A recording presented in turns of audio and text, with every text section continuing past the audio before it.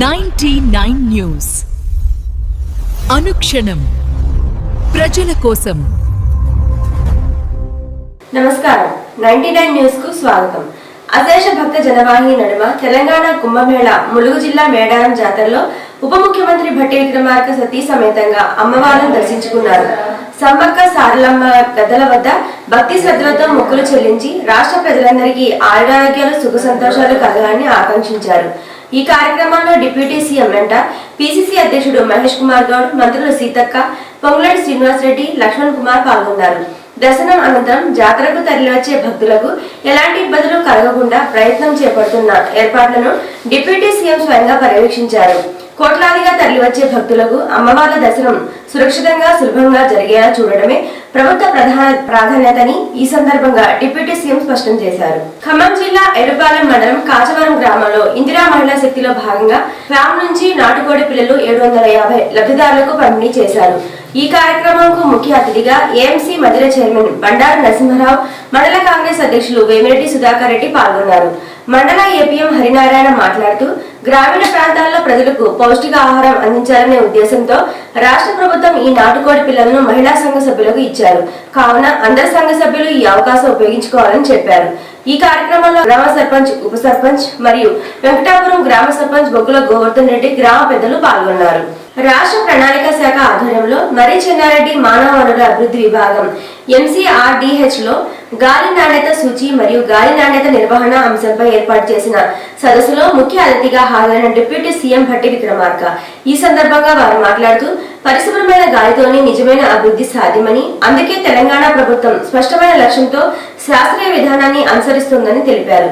CM Revanth Reddy నాయకత్వంలో హైదరాబాద్ సహా రాష్ట్ర ప్రజలకు స్వచ్ఛమైన వాతావరణాన్ని కల్పించేందుకు ప్రభుత్వం కట్టుబాటుతో పనిచేస్తుందని అన్నారు. శుభ్రమైన గాలిని కేవలం ప్రభుత్వ బాధ్యతగా కాకుండా ప్రజలు, పరిశ్రమలు, సమాజం అందరి భాగస్వామ్యంతో సాధించాలని లక్ష్యంగా చూడాలని డిప్యూటీ సీఎం పిలుపునిచ్చారు. ఆరోగ్యవంతమైన సుస్థిర తెలంగాణనే మన నిజమైన అభివృద్ధి అని ఆయన స్పష్టం చేశారు.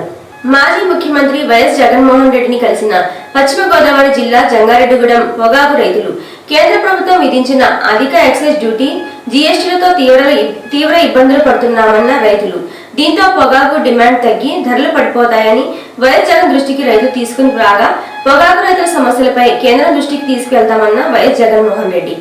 అనంతపురం జిల్లా యాడికి మండల కేంద్రంలో గంజాయి మత్తులో వీరంగం సృష్టించిన rowdy sheeter Ajay TDP MLA Jayaram కు సంబంధించిన స్టిక్కర్ ఉన్న కారును రోడ్డుపై అడ్డంగా పెట్టి వాహనదారులను బెదిరిస్తూ హల్చల్ చేసి తప్పించుకుంటుండగా వెంబడించి పట్టుకున్న పోలీసులను చూసి గంజాయి ప్యాకెట్లు బయట పడేసిన రౌడీ షీటర్ అజయ్. భద్రాద్రి కొత్తగూడెం జిల్లా దమ్మపేట మండల పరిషత్ అభివృద్ధి కార్యాలయం, మండల రెవెన్యూ కార్యాలయాల్లో ఎంపీడీఓ శ్రీ రవీందర్ రెడ్డి, దమ్మపేట మండల నూతన ఎంఆర్ఓ రామ్ నరేష్ యాదవ్ ను వారి ఛాంబర్లో కలిసి పుష్పగుచ్చాలు అందించి శాలువాతో అధికారులను సత్కరించిన దమ్మపేట మండల బీఆర్ఎస్ పార్టీ సర్పంచులు. ఈ సందర్భంగా నూతనంగా ఎన్నుకోబడిన గ్రామ పంచాయతీల సమస్యలు అధికారుల దృష్టికి తీసుకుని వెళ్లారు. గ్రామాల అభివృద్ధికి తోడ్పాటు అందించాలని కోరారు. వెంటనే పంచాయతీరాజ్ నిధులు మంజూరు చేయాలని అన్నారు. ఈ కార్యక్రమంలో కొమ్మగూడెం సర్పంచ్ శ్రీమతి సోయం సత్యవతి, పార్కల్గండి సర్పంచ్ శ్రీమతి కొమరం సుశీల పాల్గొన్నారు. ఖమ్మం జిల్లా సత్తుపల్లి సింగరేణిలో తలమానికంగా ఉన్న జేవీఆర్ ఓసీలో ఆపరేటర్లని దుమ్ములో తినవడం ఏ విధంగానైనా యాజమాన్యానికి న్యాయమా? ఒకవైపు సిహెచ్పి, ఇంకొక వైపు సమంత బెల్ట్, ఇంకొక వైపు కోల్యార్డ్, ఇంకొక వైపు క్రషర్లు నుండి వెలువడే దుమ్ములో కూర్చోబెట్టి భోజనాలు చేయాలని ఒత్తిడి చేస్తూ ఆపరేటర్స్ ని మానసికంగా వేధిస్తున్నారు.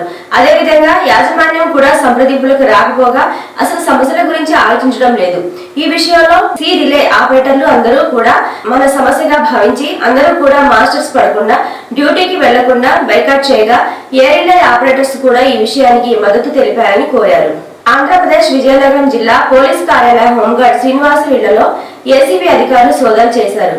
విజెడిఎం గుర్ల శాఖలోని పలు ప్రాంతాల్లో తనిఖీలు చేపట్టారు. దాదాపు 20 కోట్లు కూడబెట్టినట్లు అధికారులు గుర్తించారు. ఏసీబీలో 15 ఏళ్లు పనిచేసిన ఆయన అధికారుల రైట్స్ గురించి ముందుగానే సమాచారం ఇచ్చేవారని తెలుస్తోంది.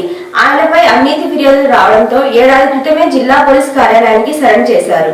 జిల్లాలోని అన్ని గ్రామ సంఘాల పటిష్టతే ముఖ్య లక్ష్యమని జిల్లా సంస్థాగత నిర్మాణం ప్రాజెక్టు మేనేజర్ పోలిపుంగు ఆంజనేయులు అన్నారు. స్థానిక మండల సమాఖ్య కార్యాలయంలో 2 రోజులుగా జరుగుతున్న గ్రామ సమాఖ్య ప్రతినిధుల శిక్షణ కార్యక్రమంలో పాల్గొని గ్రామాలలో ఉన్న స్వయం సహాయక సంఘాల పటిష్టమైన నాయకత్వం కోసం గ్రామ సంఘాల సమావేశాలు ప్రతి నెల జరగాలని, పుస్తక నిర్వహణ, ఆర్థిక అక్షరాస్యత, జీవనోపాధుల పెరుగుదల, బ్యాంకు రుణాల వినియోగం జీవనోపాధులకు మాత్రమే ఉండాలని విశ్వసించారు. గ్రామీణ ప్రాంతాల్లో నివసిస్తున్న పేద ప్రజల జీవన ప్రమాణాలు మెరుగుపరిచేందుకు గ్రామీణ పేదరిక నిర్మూలన సంస్థ పటిష్టమైన ప్రణాళిక రచించిందని గౌరవ సీఈఓ శ్రీమతి దివ్యాదేవరాజును సారథ్యంలో రాష్ట్రంలో ఉన్న అన్ని మండల సమాఖ్య ప్రతినిధులకు శిక్షణ కార్యక్రమం ఏర్పాటు చేయబడిందని అన్నారు. ఈ కార్యక్రమంలో మండల సమాఖ్య అధ్యక్షులు ఐ స్వప్న, కార్యదర్శి ఉషారాణి, కోశాధికారి త్రివేణి, గ్రామ సంఘాల ప్రతినిధులు పాల్గొన్నారు. ఖమ్మం జిల్లా సత్తుపల్లి మున్సిపాలిటీలో 22వ వార్డులో సత్తుపల్లి పట్టణ కాంగ్రెస్ నాయకులు ఎండి కమల్ పాషా భార్య ఎండి రెహానా బేగం కాంగ్రెస్ పార్టీ తరపున నామినేషన్ దాఖలు చేశారు.